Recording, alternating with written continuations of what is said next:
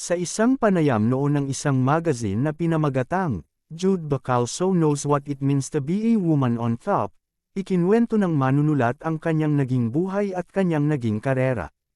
Ipinagmalaki rin ni Bacalso ang kanyang mga narating at ang kanyang husay sa pagsusulat ng mga istorya. Sa nasabing artikulo ay ibinahagi din ni Jude ang kanyang pananaw tungkol sa kanyang misyon na itama ang tingin sa kanya ng mga tao at kumbonsihin sila na isa siyang baby.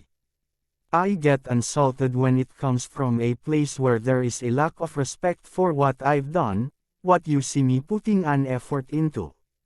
Like deliberately calling me sir when you see me in makeup and heels. Ani Bacalso.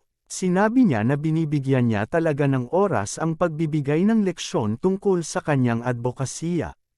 Ibinahagi niya rin kung ano ang ibig sabihin ng pagiging isang babae. It's not even biological, because I don't want to discount women who are unable to biologically nurture a child. At some point in our lives, if you consider yourself a woman, you become a mother. Whether it's as a fur parent, or you adopt an organization or an office.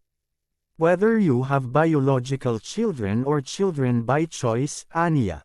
Once you become a mother, you've nurtured someone or something, then you stop shouting against the statement that women don't need to be mothers, dagdag pa niya.